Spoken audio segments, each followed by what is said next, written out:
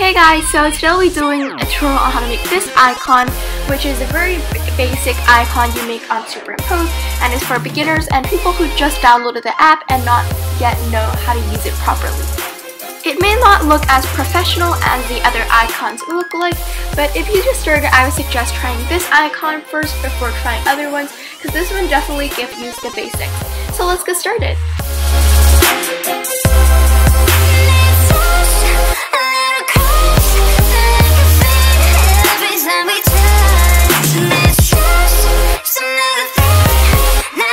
So the first step that you will have to do is to open up the app called SuperImpose and then import a background by clicking the top left icon. You're going to pick photos and then import a background from your camera roll. You can look up backgrounds on WeHeartIt, which I'll show in another tutorial. Then click Constraints and 1.1, and that way it will be cropped into a square. Then click that top left icon again and it will say import foreground, click photos, then pick another image. I suggest it be a more kind of a plain image, that way it will look better. Then go to transform and click the double arrows on top, as you can see I did, and it will fit to the background. Then go to mask and see the magic wand tool, change it into a rectangle tool, and just click and drag on top of the image. We're going to be creating a stripe pattern with both of the images.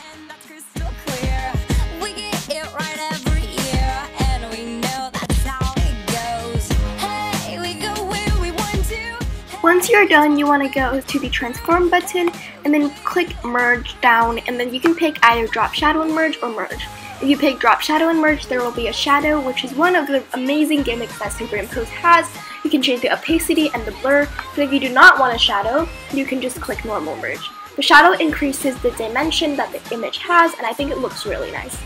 Next step is to import another foreground.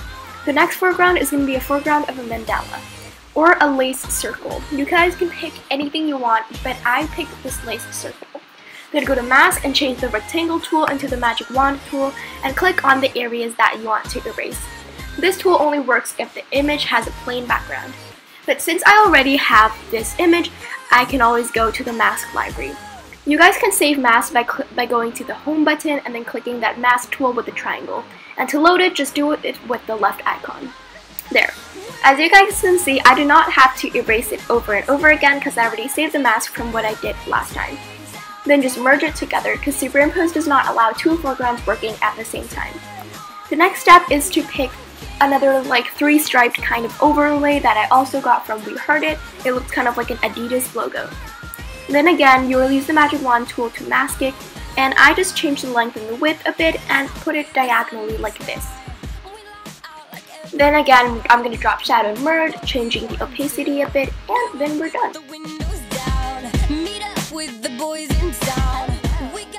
For the next step, we're going to be adding an icon of your idol, your person, or whoever you want. I decided I wanted to do one of Lauren Beach because I think this photo was very fitting. So we're going to be doing 3 layers of the idol. Make sure you put it more on the right side and then up the brightness by going to the filter button. Then make sure you guys save the mask because we're going to be needing 2 more of this mask. Then we're just going to merge it together and then load the same mask again. Make sure the 2 masks are the same size, and I'm just going to measure it to make sure that it's the same size. Then put the mask that you just uploaded a bit more to the left so it looks like the white one is the shadow to the colored one. Then we're going to go to settings and filter and then down the saturation all the way so it's a black and white. This will help your idol fit more into your color theme. And then click drop shadow and merge, put the opacity all the way and 0 the blur, and then you can change the color of the opacity. I decided I wanted to do a light pink to fit with my color theme. After you're done with that, the next optional step is that you can add a snapshot filter to your idol if you want. I decided I wanted to do a snapshot filter, and I have a folder on my camera roll filled with snapshot filters, which is a good thing you can always do. Just mask the snapshot filter and then put it directly onto the idol's face. This way your idol will look way more cuter and more kawaii, and I think that just adds a nice touch to the icon.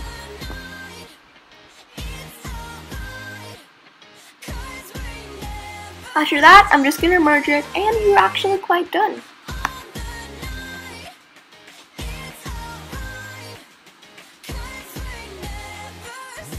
Just go to the home button, click photos and save it, and then you have it saved onto your camera roll. The next app you're going to need is Phonto. Open up Phonto and then click that camera icon on the bottom, photo albums, and then just upload the photo that you guys just saved from SuperImpose. We're going to be adding a font, which will probably be your profile picture or your Instagram profile name. Since mine started on edits, I'm going to be doing that. So Phonto is a pretty simple, self-explanatory app to use, and you can download many fonts. The fonts that I'm using should be listed in the description box and at the beginning of the video, so you guys can go back and look at it. Next, I'm going to create a color pattern, and then I'm going to change it from horizontal C into vertical ombre. Then you can create any color pattern you want, and this makes it really cute. I decided I wanted to make mine match the theme of my background, so I did a white pink one. Then we're going to go to stroke, and I chose gray. Gray looks better than black because it's lighter and it's really cute. Tap anywhere on the screen again to add another text. I'm just going to write the word edits on it, because that's the second part of my profile name. Then just repeat the last step except for the stroke and the shadow. I decided to do a lighter shade of gray because then it would look kind of nicer and you will see a diversity between the two words. And then I just kind of placed the two words overlapping each other so it kind of looks more dimensional and it looks very nicer that way, so I would suggest you guys overlap the two words. Then just save it to your camera roll and you're done. And this is what the basic icon looks like as a profile picture. As you can see, it looks very nice and it looks quite like what the other accounts have been doing.